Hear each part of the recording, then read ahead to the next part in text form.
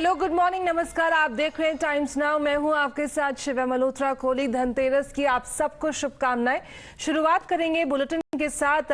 जहां तक ये जो खबरें आ रही हैं, अगर हम सारे फेस्टिवल्स त्योहारों की बात करें, भारत जो है इस समय it is of course being considered as a festival of lights that we keep you enlightened with the latest development. So this Diwali get ready, तैयार होकर आइए।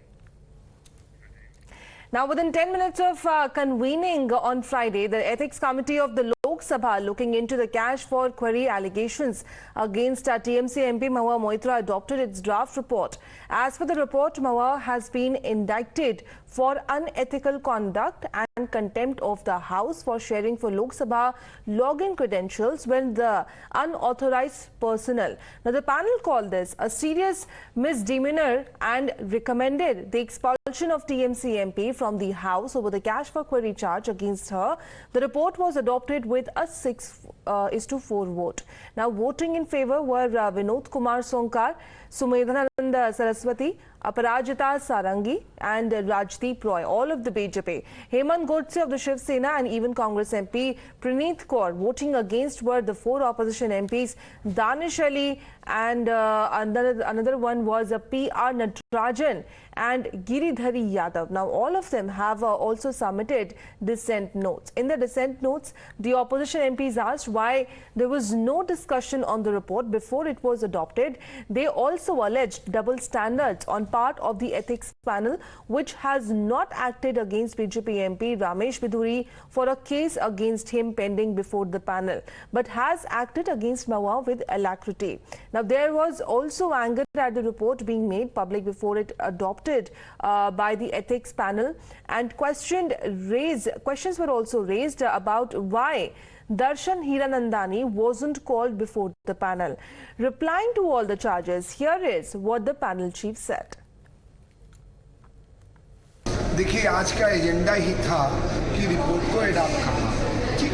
उसको लेके कल विस्तृत जो जांच हुई थी, पूरी की पूरी रिपोर्ट अपनी सिफारिशों के साथ सम्मानित सदस्यों को भेज दी गई थी और आज की कार्रवाई का महत्व उद्देश्य था रिपोर्ट को एडॉप्ट करना। इस पर अगर किसी को आपत्ति था तो अपना डिसेंट नोट दे सकता था। उस सम्मानित सदस्यों ने अपना डिसेंट नोट दिया नहीं है। देखिए, जब ये पूरी रिपोर्ट पार्लियामेंट के टेबल पर पहुंचेगी, पब्लिक डोमेन पे आएगी, पूरी रिपोर्ट देखेंगे तो आपको लगेगा एथिक्स कमेटी ने पूरी विस्तृत इसकी जांच की है। जिसकी आवश्यकता थी उनको बुलाया गया, उनसे पूरा बहस जीरा किया गया, उनसे साक्ष्य लिया गया और जिनकी आवश्यकता नहीं थी उन्होंने बुलाया गया। महुआ मोइत्रा के द्वारा जो अपने बचाव में जो बातें कही, उन सारी बातों को ऑन रिकॉर्ड लेके उसको एग्जामिन करके एक विस्तृत रिपोर्ट मानी लोकसभा स्पीकर महोदय को अपनी सिफारिशों के साथ एथिक्स कमेटी ने तैयार किया। Now, in her first reaction out of the panel's recommendation, Mahua Moitra said that this was a prefixed match by a kangaroo court. She added that even if she's expelled, she will be back in the next Lok Sabha with a bigger mandate. Her party has also stood behind her, pointing finger at the fact that BJP MP Ramesh Biduri has been let off even as Mahua was swiftly acted against.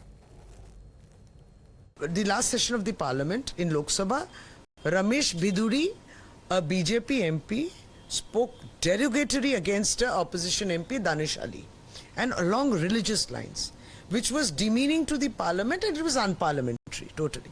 Now, these things are also ethical issues which predate the incident which has come about Honorable Mahua Moitra, the MP. But those have taken a back seat and this has been given priority. We are saying that the ethics committee needs to bring up all the issues which are long pending, which involve the elected members from the ruling dispensation, the Bharatiya Janata Party. So why are those getting buried?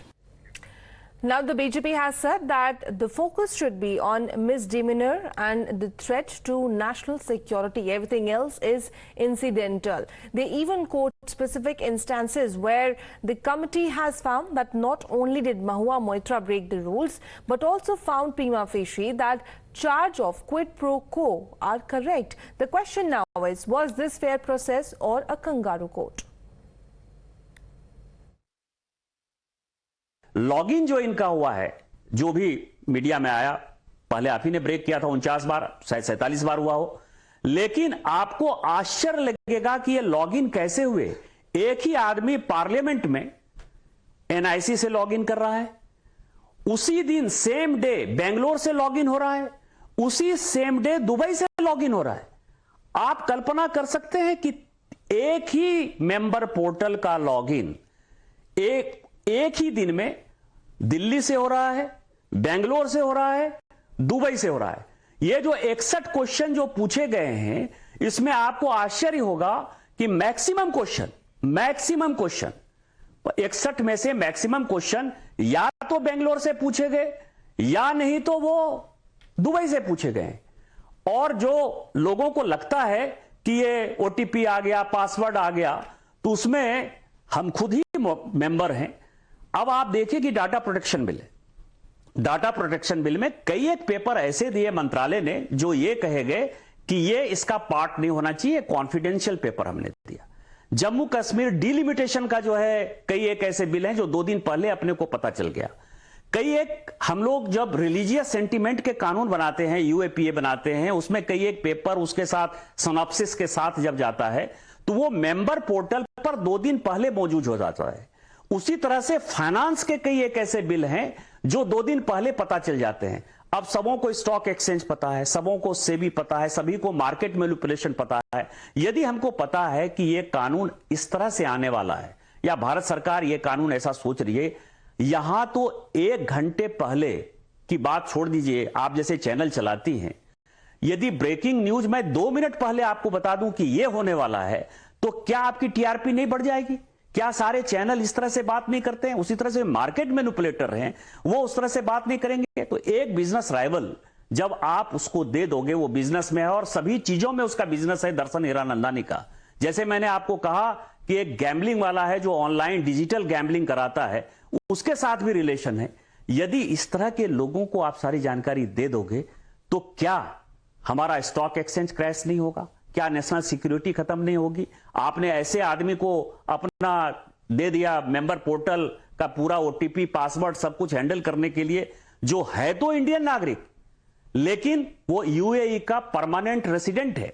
उसके कई एक ऐसे रिश्तेदार हैं जो विदेशी नागरिक हैं।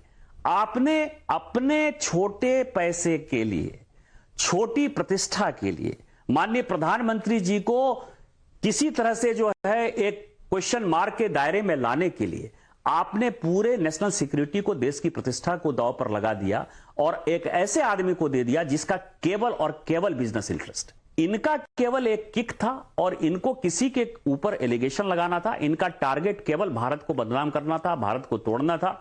और जब यह जांच आगे बढ़ेगी नाविका जी, मैं एक चीज मैं आपको यह कह सकता हूं, जांच जो बढ़ेगी, जो लोकपाल से मुझे कल खबर आई कि सीबीआई की इंक्वायरी के लिए कहा है, आप ये देखिएगा कि ये मसला जो है चाइना से लेके जो भारत को तोड़ने वाली ताकतें हैं वहां तक जाएगा और महुआ जी का जो चेहरा है वो और एक्सपोज होगा।